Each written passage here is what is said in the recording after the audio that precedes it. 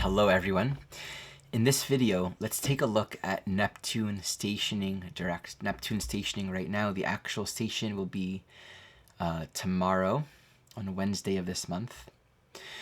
What I want to do is first give an overview of the main transits happening around this Neptune and actually look at the long-term trajectory. Where is this Neptune going?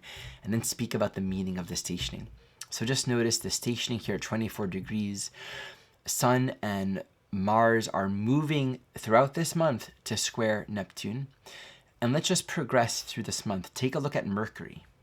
Right here at the top of the chart, Mercury goes retrograde, moves into Sagittarius, and joins Mars and squares Neptune. This is a very powerful signature. This is happening at the very end of the month, around the holiday time.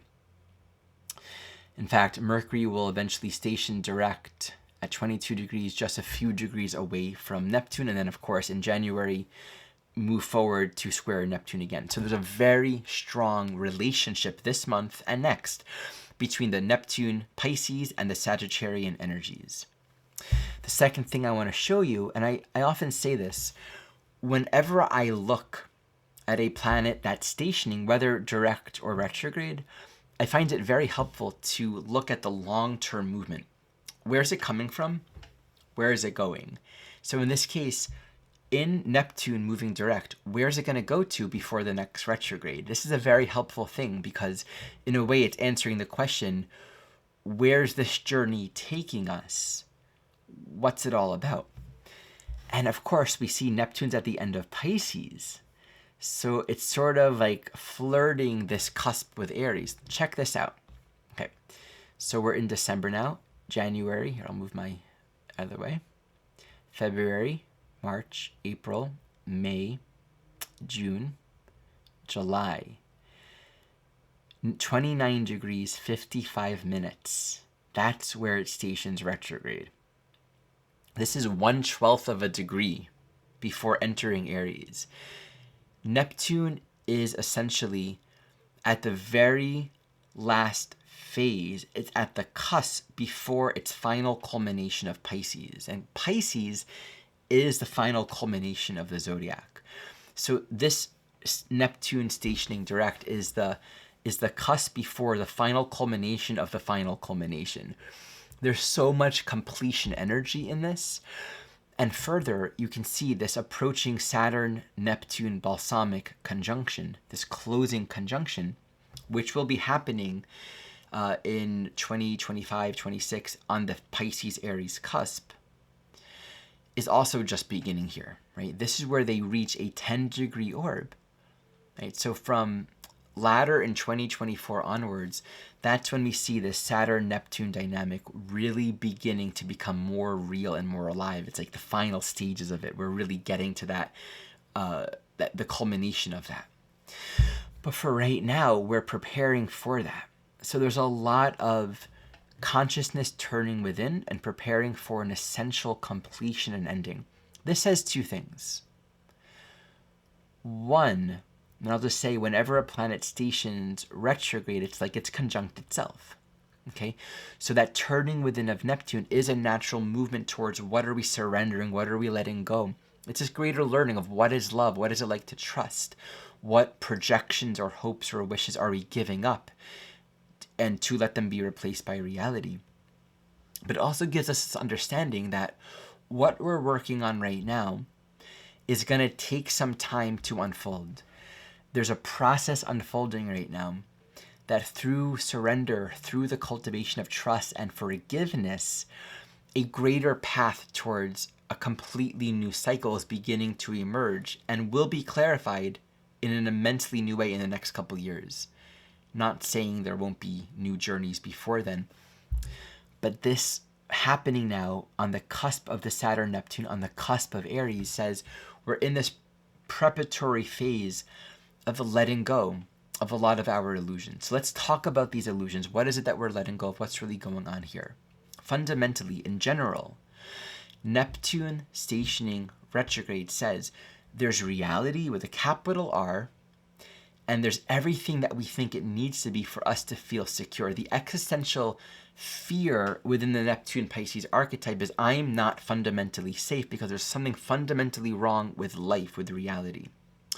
And we can always look out there at the problems, whatever it is, right? Be it environmental, social, politically, the wars, our own personal, relational life experiences, or the body, there's always something that can serve as evidence to there being something fundamentally, existentially wrong, meaning I can't trust life. I can't live with peace and unconditional love, or our own guilt, or our own grievances, meaning anything that we fixate on that says there's something here that is wrong, and I can't feel secure. Pisces does speak to an ultimate security. All of the water signs in general have that correlation. And the securities in Pisces is the security of knowing that this present moment is fundamentally safe and redeeming. And all the ways that we seek security is outside of the present moment in trying to secure some kind of certainty in the future, or reorganizing the past, or trying to control and determine what the meaning of things are. That's what that wave means, that's what this wave means, and this is how it's supposed to go. And I need you to do this, and I need to become this, and it has to show up this way. And if it doesn't, we're disillusioned, and that can be a very dangerous and scary experience. The experience of a deep disillusionment can actually be very dangerous. When we've put so much meaning in the thing we think is meaningful, which isn't the truth, meaning it's not the present moment, it's something we're giving meaning. I'm giving meaning to this jar. And when this jar breaks, if that was the source of my underlying trust in life that allowed me to feel secure in the present moment, when that condition is shattered, my trust is shattered. And that's why that can be dangerous. Where's Neptune transiting in your chart? What house is it in? Where's Neptune natally? What aspects is this forming right now? This is where we're all called upon at this time to really be willing to examine what is it really to trust? What is it really to trust? And I think there's always some element of paradox that the mind can't understand, because the things that we want to see happening, the conditions of the world that we want to change, be it personally or socially, globally, whatever, as long as we're looking on the outside in the condition, we're never going to really find peace. And we can martyr ourselves or fight for our cause or do good and do good and do good to try to make things better. But it's always going to be, in a sense, operating within the world that's always going to have some problem. And we're never going to find that deep sense of abiding trust. And maybe we believe, well, that's not possible. Or I shouldn't have that trust. Things aren't good. I can't trust it. And this is where Ramana Maharshi brings forth this beautiful teaching that I just really respect and I'm so grateful for. That the greatest service we can render to society or to the world is our own self-realization. It doesn't really solve the problems. It doesn't look for the solution through the resolution of the problems. It seeks the kingdom of heaven first, and then all else is provided. We seek what's fundamentally true first, and that can be difficult. We put that in relationship to Sagittarius. We're confronting all of our beliefs, right? The beliefs within Sagittarius are our belief systems, our dogmas, our interpretation of reality. I have a dream and now I'm interpreting it. And then Pisces come in and says, and thus this is how things are going to be and what it should be, and this is ultimate meaning, right? The meaning that we put on something that provides a sense of emotional security and thus enables us to trust life, that's Neptune Pisces. How we interpret something to understand its relationship to the whole, our cosmological, philosophical understanding of life is Sagittarius.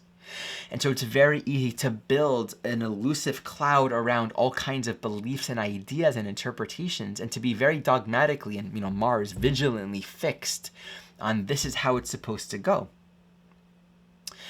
And when our interpretation of reality, what we think we're doing, is upheld by our own self-conviction, meaning we have to continue to tell ourselves a lie in order to persist in the illusion, it makes it even harder when the jar breaks. The key with Sagittarius is self-honesty and sincerity, where we ask ourselves in the present moment, what am I doing? Where am I trying to go? What's my intention? I think one of the hardest questions to answer is, why am I doing this? What's my intention? Oftentimes we actually, if we're honest with ourselves, we don't really know. We're not actually clear about that. And that doesn't mean we shouldn't do things, but there's something sobering in recognizing, why am I eating this? Why am I in this relationship? Why am I teaching this class? Right? And this can become existentially a little bit of a scary thing if we question it at all. It's like, well, why do anything, right? On one level of perspective, none of it has any meaning on its own. And that's the deeper teaching. There's nothing inherently meaningful about any of the things that we do.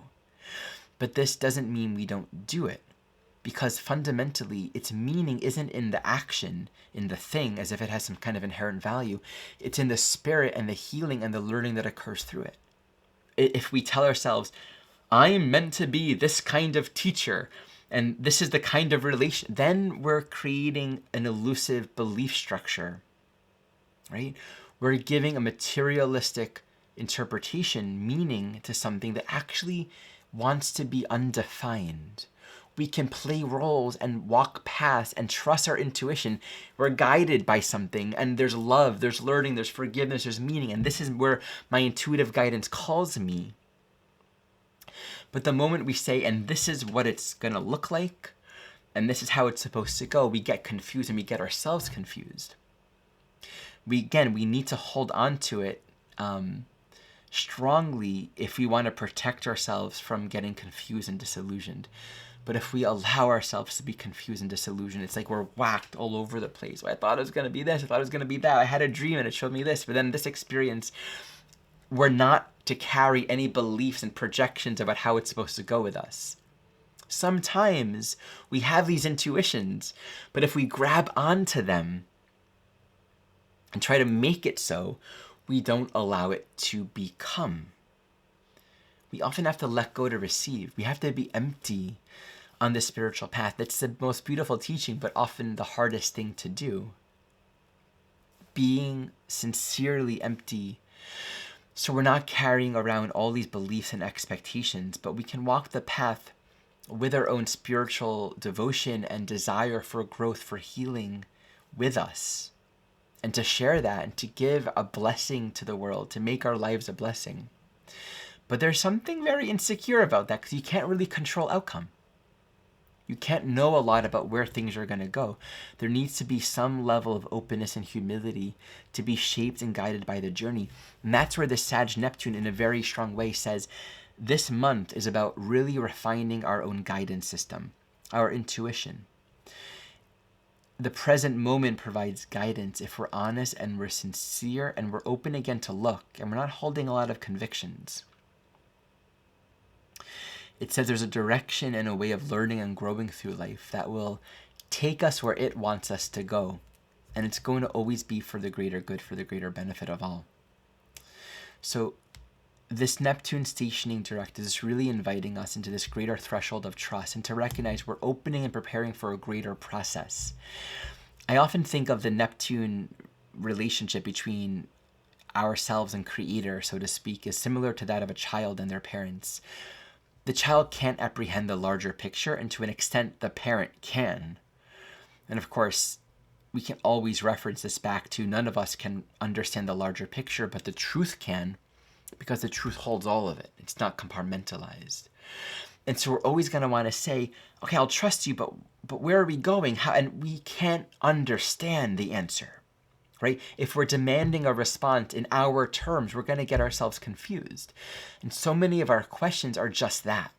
So many of our questions that are seeking is really just demanding from unconditioned reality a response that we actually can't understand right now. but trust and trust and trust and trust, and do our best to let go, be undefended, purify our beliefs and our convictions, walk a path of sincerity, and to remember that the only way that we grow spiritually is by being honest with ourselves. Any element of self-convincing, being dishonest, trying to prove something or make something real, keeps us from the teachings, keeps us from the wide open path where the journey and all the experiences and the spontaneous meetings happen, where all the growth happens. There's never any problem with being sincere and honest, because it brings us back to the present moment, even if it's temporarily disappointing or confusing. The present moment is where all the teachings come. Thank you for watching. Reminder that this weekend we begin our planetary series on, our class series on planetary pairs. This is a 7-month class series. Each month is a different planetary pair, taught by a different pair of evolutionary astrologers. This week, we're going to start off the series with Mars and Pluto, taught by Rose Marcus and Kristen Fontana. Check it out in the description below. It's $99 for the whole series. You also get a free 5-hour class on the Jeffrey Wolf Green planetary method of chart interpretation in the enrollment. So this is a very generous offering. We're just wanting to make these teachings more available more frequently to more souls, because they're really helpful and they're just a wonderful thing to get to learn about. So check it out, and thank you for watching.